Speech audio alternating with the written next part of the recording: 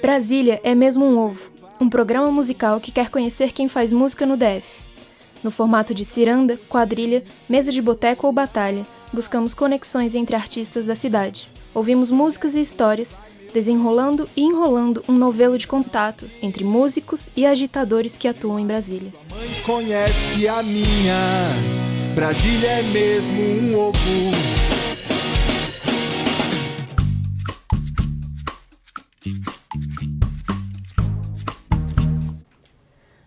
Bom dia, boa tarde, boa noite, ouvintes da Rádio Cultura. Você está ouvindo Brasília é mesmo um ovo. Hoje, nosso convidado, Eudes Carvalho. Eu sou Clarice Martins e aqui ao meu lado, Eric. Olá, ouvintes da Rádio Cultura. Eu sou Eric Moraes e você está ouvindo Brasília é mesmo ovo. Hoje temos o prazer de receber o guitarrista, violonista, compositor e professor Eudes Carvalho, mais um baita instrumentista do jazz brasiliense. Eudes, seja bem-vindo. Muito obrigado. É um prazer estar aqui. Muito obrigado pelo convite. E vamos que vamos, né? Ótimo. Vamos ouvir aqui a nossa primeira música, Avenida Sucupira.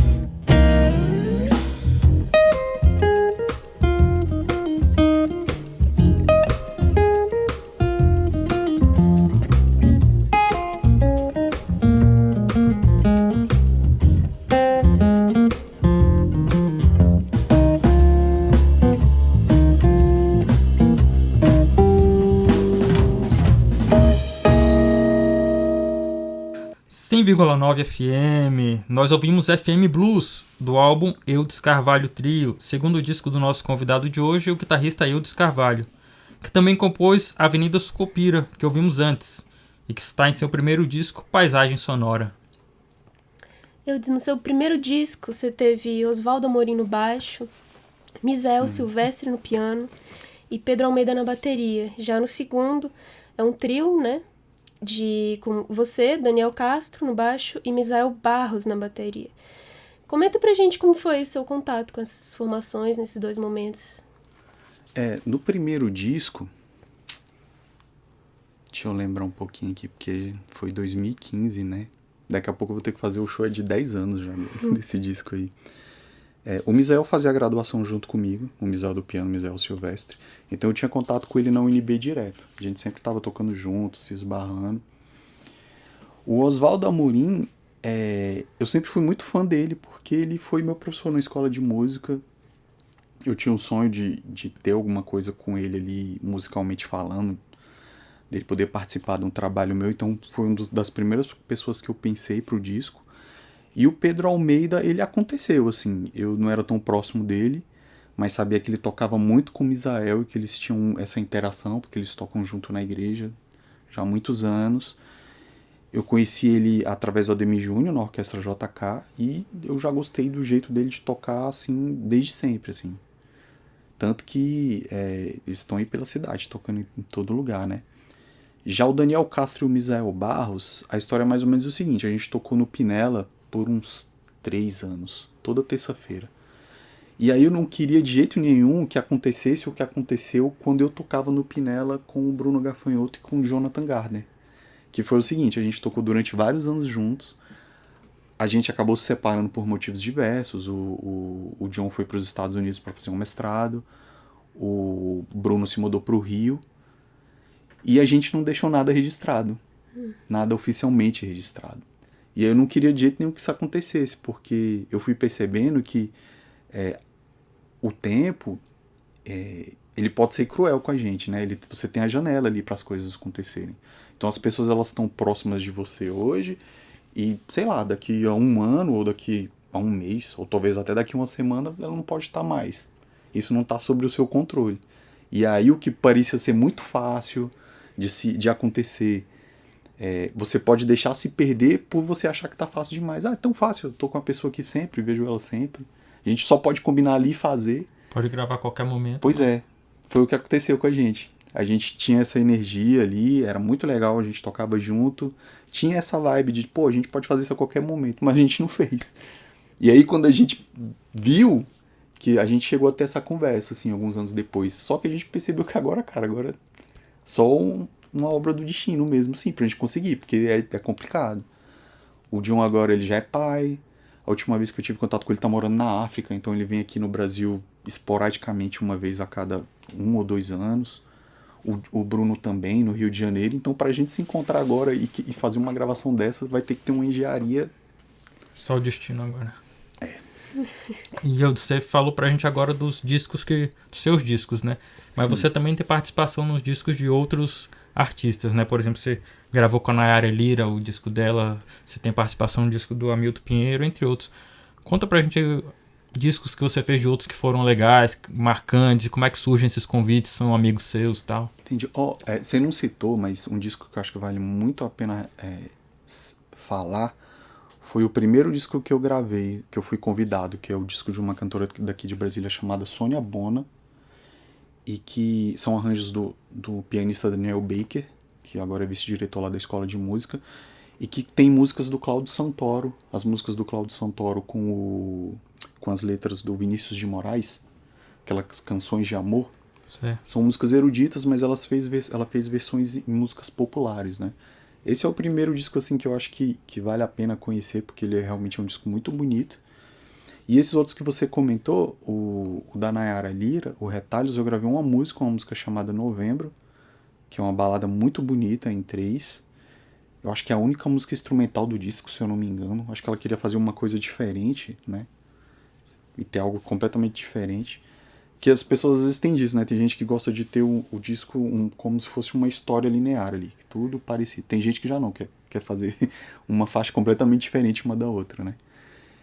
Aí tem os discos do Hamilton Pinheiro. O primeiro disco que eu gravei é o 4, é um disco muito desafiador, porque o Hamilton é um compositor impressionante, né? Porque ele faz as músicas e as composições dele são muito musicais. Você ouve a melodia, parece simples, mas só parece.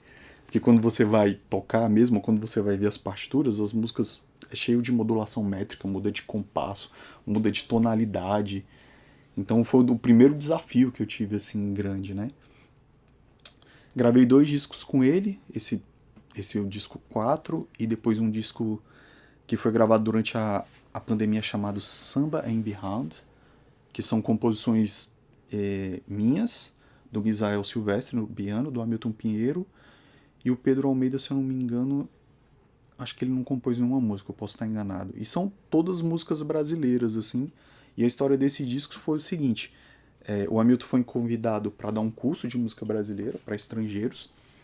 E aí, lá parece que eles têm muito problema com direito autoral, né?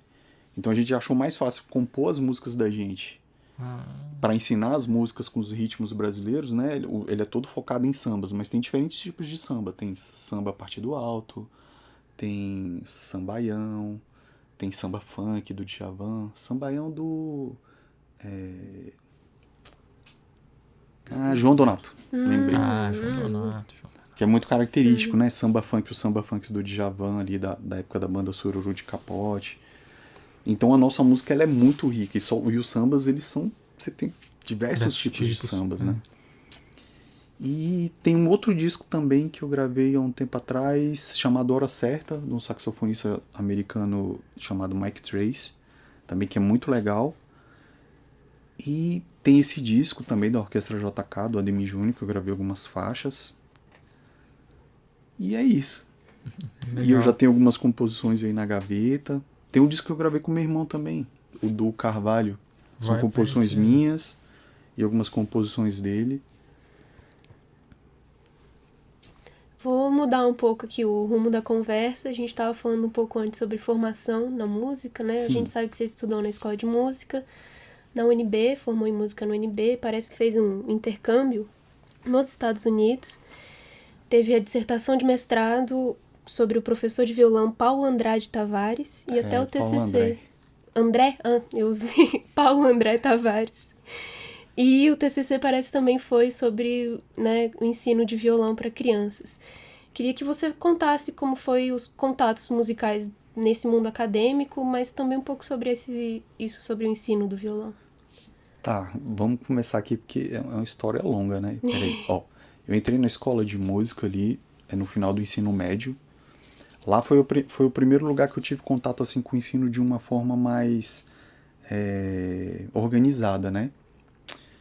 E aí passar pela escola de música foi muito importante, porque lá eu tive aula de teoria musical, aula de prática de conjunto, aula de instrumento. E, pelo menos na minha época, era muito difícil você entrar numa escola que te oferecesse isso tudo, né? Sim. Todas essas opções, assim. Geralmente você ficava mais na aula de instrumento só ali. Mais prático. Mais prático ali. Às vezes quase sempre focado em repertório, né? Uhum. E não focado em realmente aprender música. E aí, para mim, foi muito importante os anos que eu estive lá. Logo em seguida, eu entrei no UNB para fazer o curso de licenciatura em música. E até um pouco engraçado, assim, porque quando eu entrei no UNB, eu fiquei meio que estereotipado, assim, como o cara que tocava o instrumento e que talvez não ia dar muito certo, assim, para ensinar, né? Porque existe também essa barreira, assim, às vezes as pessoas... Vem um cara que toca o instrumento muito bem, não necessariamente ele vai ser um bom professor, e vice-versa e tal. E aí na UNB eu fui vendo assim que, cara, já que eu tô aqui, eu vou tentar fazer o mais bem feito que eu puder, né? E aí a minha monografia é sobre o ensino de instrumento em grupo, na Escola Park, que por incrível que pareça, quando eu cheguei lá para fazer o estágio, e que eu fui escrever a dissertação, sem querer, querendo, né? Assim, a obra do acaso eu descobri que a professora que dava aula lá, que é a Suyá Tavares, era filha do Paulo André, que por acaso foi o meu professor durante a maior parte do tempo na escola de música. E foi muito bacana essa experiência, assim. Logo em seguida, assim, quando eu terminei a monografia, eu já estava tava aqui em Brasília, estava tocando bastante.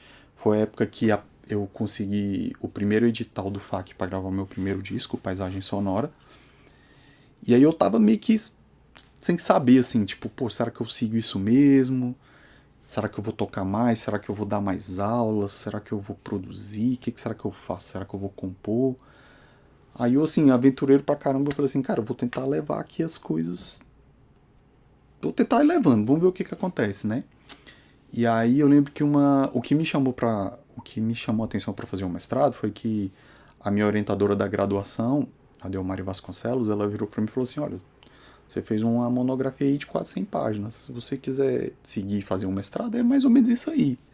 Na verdade, eu acho que vai ser até mais tranquilo para você, porque você fez essa monografia em 6 meses, você vai ter 2 anos para fazer uma dissertação. Aí ela meio que me seduziu, assim. Eu falei, se você for parar para pensar, é 1 ano e meio a mais, né? Vai ser mais tranquilo. Aí eu fiquei assim, pô, mas eu vou falar sobre o quê, né? Aí, tem uma coisa que acontece no ensino que é triste, que é o seguinte, um professor, enquanto ele está atuando, ele está vivo na memória das pessoas, né? É muito comum. Mas, infelizmente, quando o professor se aposenta, à medida que os anos passam, se ele não deixou registro nenhum, se ele não é um professor que se preocupou em, de repente, ter uma vida acadêmica um pouco mais ativa, escrever alguns artigos, escrever algum livro, infelizmente o trabalho dele tende a se perder, né? E aí foi aí que me deu o toque. Eu falei assim, cara, o meu ex-professor, ele tá se aposentando. Na época que ele tava se aposentando, assim, tinha muito pouca coisa sobre ele na internet, mas muito pouco mesmo, assim. Você jogava na internet, a única coisa que aparecia era o disco que ele tinha gravado com o Oswaldo Amorim, Na Estrada. E aí me deu esse clique, assim, eu falei, cara, eu vou fazer algo relacionado ao trabalho dele na escola. O cara trabalhou mais de 30 anos na escola, isso não pode se perder, assim, né? Legal. E aí, então, esse foi o tema da sua dissertação de mestrado e, paralelamente, você já estava dando aula? Isso, paralelamente, assim, eu sempre dei aula, a verdade foi essa, né? Assim, eu trabalhei na BSB Musical durante muitos anos, dando aula de violão e guitarra. Entrei na UNB também, dando aula ainda lá um tempo. Tive que parar na época que eu fui fazer o intercâmbio, né? E eu comecei a perceber que realmente não dava para conciliar os horários, porque eu comecei a ver que eu tava meio que incomodando o pessoal lá, porque vocês que estudam na UNB, vocês sabem bem que você nunca sabe como é que vai ser o semestre seguinte, né? E muita gente às vezes se programa ali, sei lá, por anos ali. Você coloca o menino na escola no matutino, quer ter aula no vespertino, e assim será durante um bom tempo. E aí eu vi que ficar mudando o pessoal de horário, ficar mudando de dia, e às vezes não ter certeza, porque na minha época eu lembro que era um drama, você entrava lá no... Eu nem lembro como era o nome do sistema, mas você entrava lá, você colocava lá que você ia pegar a matéria, mas não era garantido que você estava com a matéria, não. Você poderia rodar. Então, algumas vezes aconteceu isso. Eu achava que estava com o meu horário certo e depois descobri que não estava. E tinha que correr atrás para preencher um buraco que ficou lá. Mas eu vejo que pela reação de vocês não mudou muito, não. Não, ainda estamos aí. Mas marca registrada. Galera, vamos ouvir mais música, então? Vem aí Samambaia.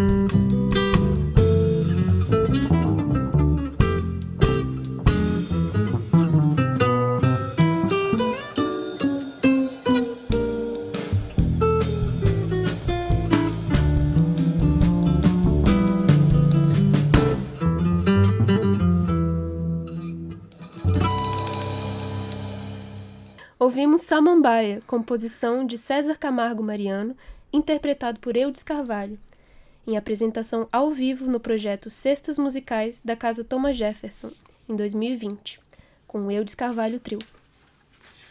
Eudes, um ponto bem marcante para quem vê os nomes dos temas que você compõe são as constantes homenagens que você faz ao Distrito Federal, né? Você tem homenagem ao Riacho Fundo, com a Avenida Sucupira, Colorado, Asa Norte, com 408 Norte. Conta uma história, um pouco da sua história dessa paixão com Brasília. Olha,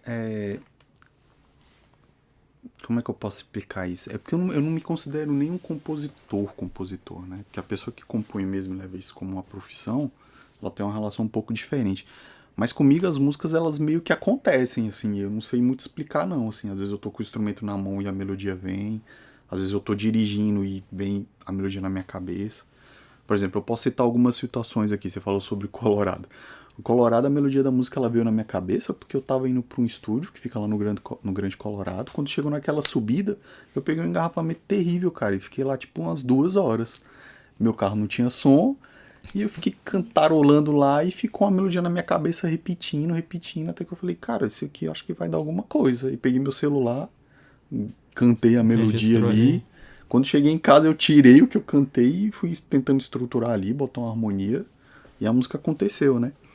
A música que vocês ouviram, FM Blues, a história dela também é algo mais ou menos parecido. Eu tava voltando da entrevista lá na Rádio Nacional, do programa Memória Musical, né? É isso? Isso. E dirigindo pelo eixo é a mesma coisa. Ficou um negócio no meu ouvido, assim, na minha cabeça, aquela melodia repetindo. Eu falei, cara, que estranho. Aí não cheguei a gravar, porque eu cheguei em casa rápido, mas peguei o instrumento e fiquei tocando assim. Falei, olha, acho que isso aqui dá um blues, porque a melodia era em cima da pentatônica menor toda. Eu falei, cara...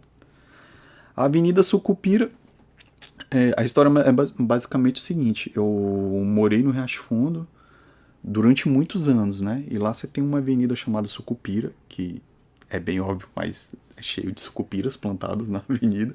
E eu costumava andar de bicicleta ali, correr, brincar com os meus amigos lá.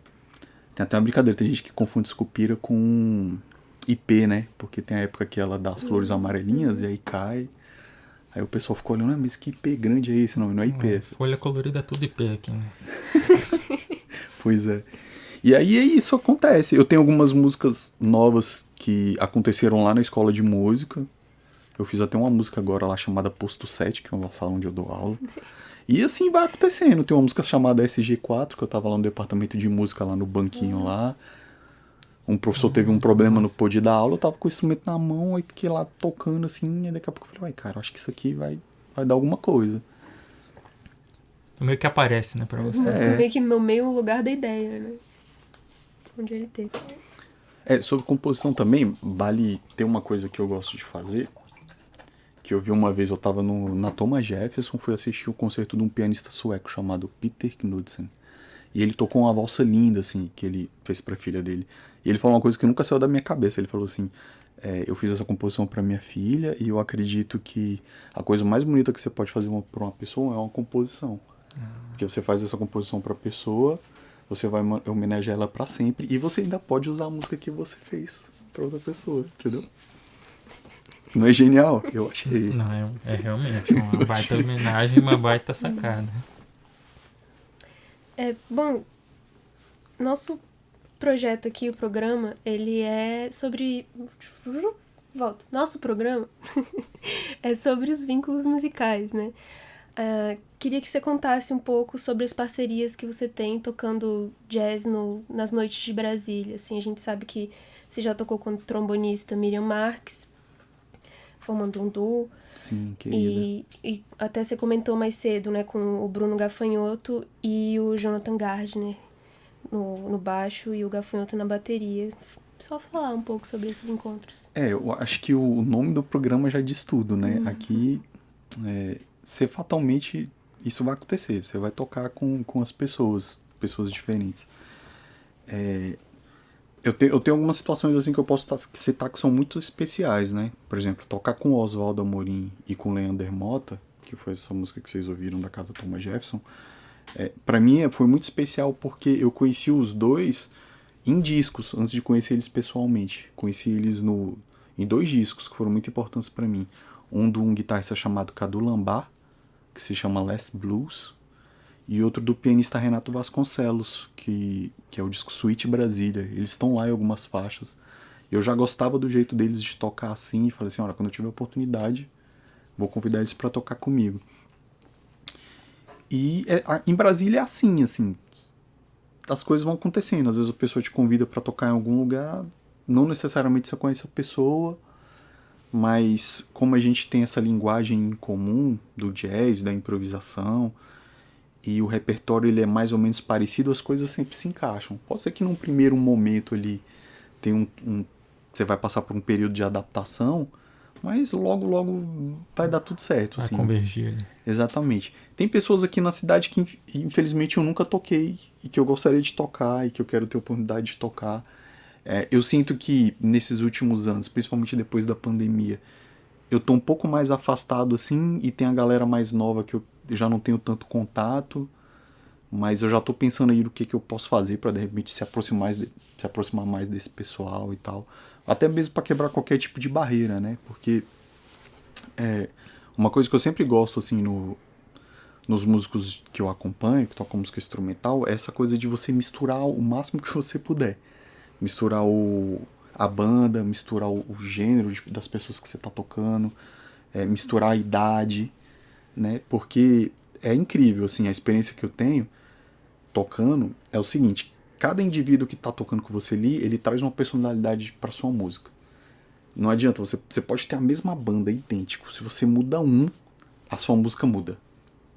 E não tem nada que você pode fazer contra isso, porque vai acontecer. Então, e é muito legal isso, né? Te dá possibilidades inúmeras. Você só tem que estar aberto. Né? Você só tem que estar aberto para o que vai acontecer. Isso é uma característica também que eu busco nos meus álbuns, assim. Eu lembro que eu tinha algumas ideias, falei para eles executarem algumas coisas, escrevi algumas coisas, mas eu sempre dei a maior liberdade possível, assim, para todo mundo tocar o que sentia, o que pudesse contribuir da melhor forma, né? Legal. E, bem, você falou aí de algumas parcerias e tem uma que talvez seja especial para você, que foi o disco que você fez com seu irmão, com o baixista Eudimar Carvalho. Eu queria que você passasse para a gente como foi a ideia desse projeto, se vocês costumam tocar junto fora ali do disco, se já é uma parceria normal na sua vida. Aí. Com ele foi acontecendo, né? Assim, a gente tem uma primeira fase ali na época que a gente era estudante, que a gente estava aprendendo música. Que a gente tocava um pouco junto, mas a gente não conseguia se acertar, porque o meu irmão ele tem uma personalidade muito diferente de mim. A gente é muito diferente. Tanto que quem conhece, ou quem conheceu ele e depois me conheceu, ficava até assustado quando descobria que a gente era irmão, porque não se parece em nada, assim, a personalidade, né? E o jeito, assim. Então, nesse primeiro momento, a gente teve essa dificuldade, mas à medida que os anos foram passando, que a gente foi ficando mais velho, e principalmente na época da pandemia, foi a época que a gente mais tocou junto, né? Que a gente se encontrava na casa da minha mãe, ele levava o baixo dele, eu tava lá com minha guitarra, e a gente tocava, e a gente passava horas tocando, às vezes o dia inteiro, assim, até... E foi um momento muito especial, assim, porque a gente se aproximou, eu compus algumas músicas, assim, compus até uma música pra ele, a música Passa Pra Dentro Mazinha, uma música que eu fiz pra ele, porque quando ele era pequeno, a minha mãe chamava ele de Mazinho, os colegas dele chamavam ele de Mazinho também. E aí tem até uma piada que rolava, porque ele não gostava de ficar em casa de jeito nenhum, e minha mãe gritava pra ele vir pra dentro de casa, falava pra ele, passa pra dentro, Mazinho, pra dentro de casa, né? Então... E aí com ele tem sido assim, agora ele acabou de ter a primeira filha dele. A gente já não tá tocando mais tanto junto, porque ele tem agora outras obrigações, e aí tudo fica mais difícil, porque aí depende do bebê. Mas a gente já tem um disco engatilhado aí pra sair em breve também, já tá saindo algumas composições, então vai acontecer. E é isso, é até aquela coisa que eu falei do tempo, né? Vai chegar a hora e vai ter acontecer. O tempo ali de rolar. E tem sido legal, assim, essa experiência de tocar com ele. A gente tá se ajeitando, assim. E eu tenho que comentar aqui também que essa formação do duo de baixo e de guitarra, pelo menos pra mim, ele não é uma coisa nova, né? Os meus músicos prediletos, todos eles têm discos, assim, nessa formação. Posso citar aqui o disco do Pat Metheny com Charles Hayden, o próprio disco do Paulo André com Oswaldo Amorim, todos são duos de guitarra e baixo. Guitarra e baixo. E é uma formação muito intimista, né? Sim. É muito legal, por exemplo, para tocar aqui em Brasília, por exemplo. Eu não sei como é que tá agora, né? Mas na época que eu tava tocando mais, sempre tinha um problema aqui com som, né?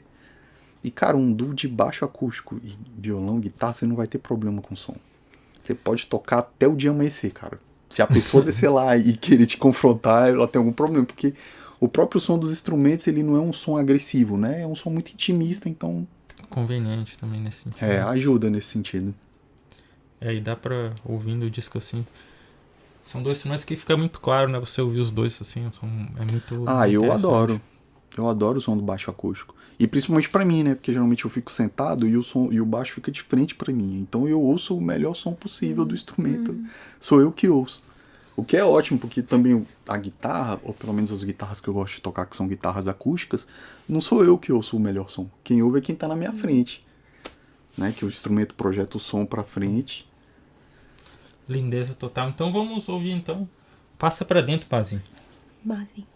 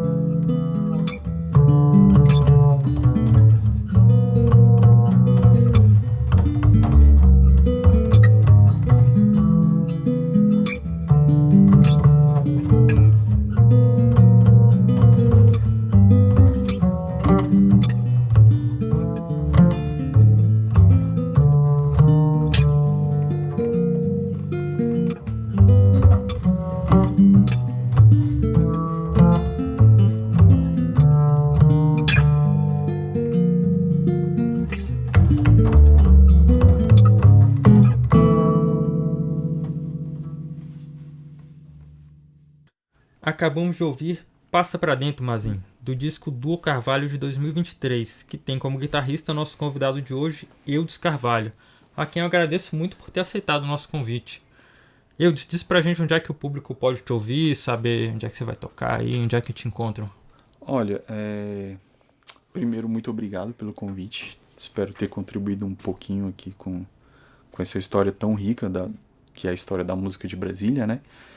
E os meus discos, eles estão por aí, estão nas plataformas digitais. É só colocar Eudes Carvalho, vai aparecer alguma coisa lá. Tem o meu canal no YouTube, tem a minha página no Instagram, tem no Facebook. Elas estão meio abandonadas, porque eu tô passando por um momento de transição agora. Mas eu prometo que em breve eu vou voltar a ser mais ativo e aí vocês vão me ver lá com mais frequência. Que eu acho que a última vez que eu postei alguma coisa no Instagram tem meses, velho. Tá valendo. Tá valendo mesmo. Mas pra finalizar, eu disse, Brasília mesmo ovo. É mesmo ovo. A gente tem que concordar, viu? Você pode esbarrar com alguém conhecido em qualquer lugar, né? É isso aí. Vocês ouviram Brasília mesmo ovo, hoje recebendo o guitarrista Eudes Carvalho. Corta! Corta! Aí.